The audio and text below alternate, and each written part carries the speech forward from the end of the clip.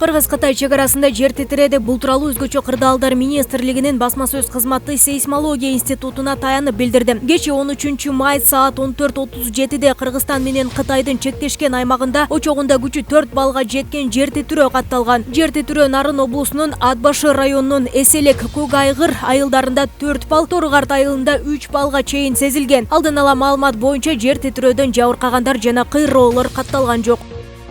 Чүйдүн Сокулук районундагы чарба жана курулушка керектүү материалдарды саткан дүкөндөн өрт чыккан. Бул тууралуу ОКМдин маалымат кызматы кабарлады. Дүкөн Новополовка айылынын Киров көчөсүндө жайгашкан. Тилсиз жоо менен күрөшүүгө саат 17:54 2 бөлүм, ал эми 20:14 өрт өчүрүүчү куткаруучулардын штабы тартылган. Өрт саат 20:43 чектөөгө алынып, өчүрүү иш-чаралары жүргүзүлгөн. Ал эми саат 21:56 толугу менен өчүрүлдү.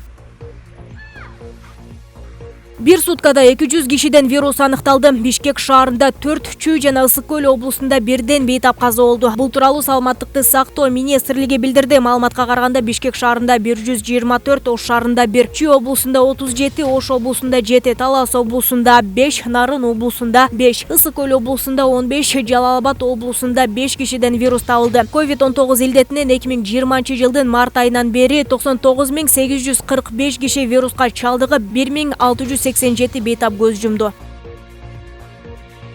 Баткен облусунун чегарадагы айылдарында Тажикстандын куралдуу кол салуусунан жабыркап, Бишкекте дарыланып жаткан кыргызстандыктын көзүнө Туркияда операция жасаттыруу зарылдыгынан улам бейтап аталган мамлекетке учуп кетти. Бул туурасында Саламаттыкты сактоо жана социалдык өнүктүрүү министрлигинен кабарлашты. 30 апрелде көзүнө снаряддын сыныктары кирип кетип жана 2 бутунун таман сөөктөрү сынган. Элейлек районунун Интернационал айылынын 38 жаштагы тургуну Бишкектеги травматология жана ортопедия илим изилдөө борборуна алынып келинген. Бул жерде анын оң көзүнүн чел кабыгына операция жасалып, андан кийинки компьютердик томография көзүнө башка нерселер дагы бар экенин аныктаган. Туркиядан Кыргызстандагы жеке ооруканага келген дарыгер бейтапка кеп кеңешин берип, аталган мамлекеттин клиникаларынын шартында көздүн чел кабыгын алмаштыруу сунушталган. Бейтаптын жолуна ал жакта жашап турууга жана дарыланууга кеткен чыгымдарын төлөп берүүнү Кызыл Ай коому алган.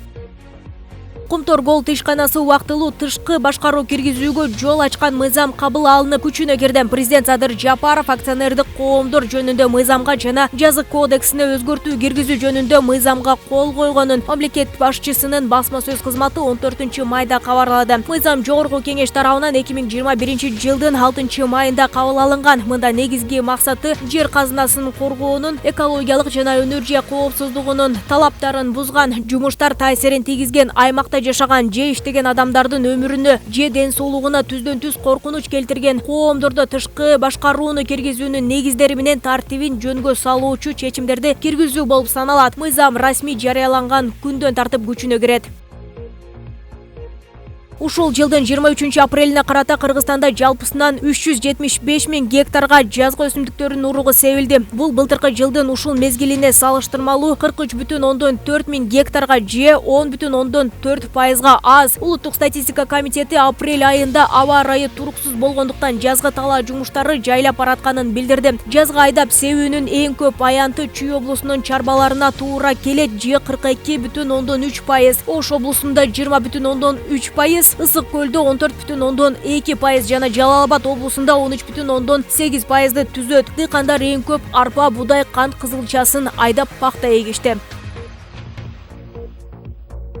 2020-2021 окуу жылынын аяктаганына байланыштуу салтанаттуу иш-чаралар онлайн форматта өткөрүлөт. Бул тууралуу Билим берүү жана илим министрлигинин маалымат кызматы кабарлады. Мындай чечим эпидемиологиялык кырдаалга байланыштуу кабыл алынган. Маалыматка ылайык, Бишкек, Ош шаарларында райондук жана шаардык билим берүү бөлүмдөрүнүн жетекчилери онлайн режимде бүтүрүүчүлөр менен мектеп администрациясынын, класс жетекчилердин, мугалимдердин куттуктоолорун уюштурушат. Онлайн форматта өткөрүлүүчү бүтүрүүчү 2021 иш-чарасынын программасы жана анын өткөрүү шарттары министрликтин буйругу менен бекитилип, бардык билим берүү уюмдарына таркатылган.